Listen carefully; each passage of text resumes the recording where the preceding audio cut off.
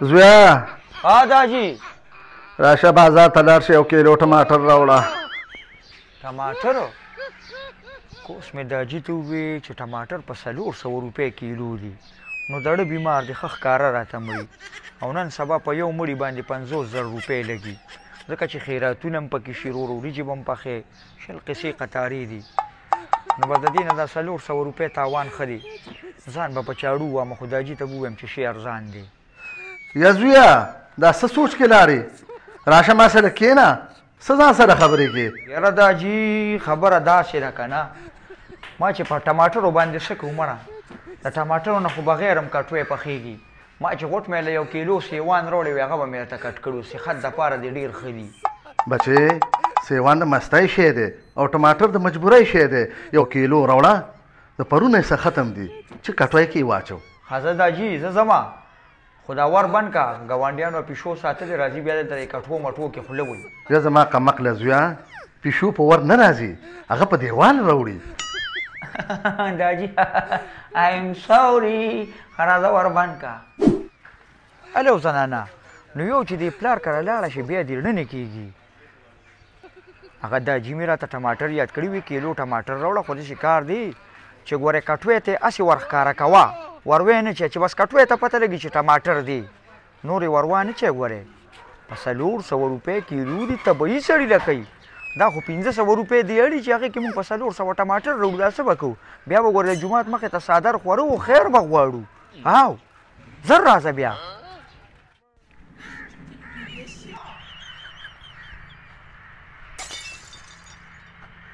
اوهو دا خو مې ګاونډي را روان دی، هسې نه ټماټر رانه ونه غواړي، خو زه خیر مونږ کره شته دیم نه، څه الله به خیر کړي مړه. هلکه دا خو مې ګاونډي را روان دی، کور کره د ټماټر یاد کړي دي، ولکه دې نه به یې وغواړم.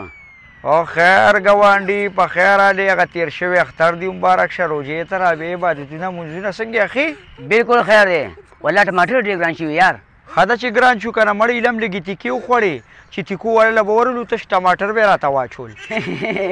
والله موږ خو یو هفته وشو ختم دي یار. تاسو کره هفته وشوه چې ختم دی، او زمونږ کور کې یو میاشت نه نشته، پلار به د ګردو بیمار دی، ډاکټر وی ټماټر پې بند کړې، بس حقم چې بند کړي دي بس کور کې دانه ټماټر نشته، مونږ وی پرېږدی د ټماټر نه بغیر کټوۍ څه جنت ته خو نه ځي، همداسې بیا خورو که نه. بازار ته خو نه ځي چې کیلو ما راوړئ؟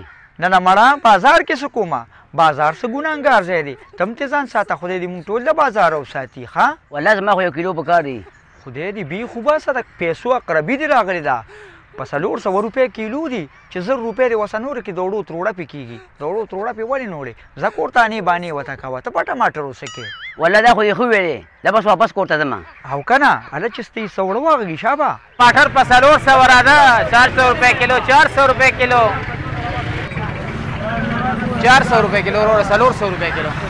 انډیواله دا خو راته پته ده چې ټماټر په 400 روپۍ کیلو دي، خو داسې کار دی روزانې په خبرونو کې اورم، خو دلته ډېر زیات د تمانچو ټوپک ولاړو په دې لاره کې، دا څوک دي؟ دا خو ما دې دپاره ودروري روکې چې دا ټماټر رانه څوک یې ونیسي، هسې نه چې تمانچه راوړي په سر کېږدي او ټماټر هم رانیوسي او ګلۍ هم رانیوسي، بیا به څه کوو؟ ها دا حالات دومره زیات خراب شو چې ټماټرو لپاره دې ځان څو سړي ودرولي دي، ښه 1 کیلو ترې راکړه پټ پټ چاته وایم.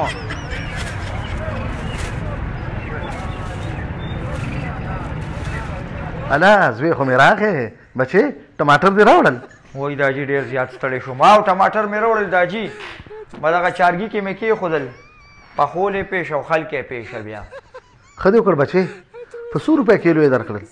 وای داجي هماغه زړه په زړه ده، نو کوم یې اوس درته ووایي چې په 400 روپۍ کیلو یې راکړل، بس خټ اټیک کېږي او مرې، ما ته پته ده.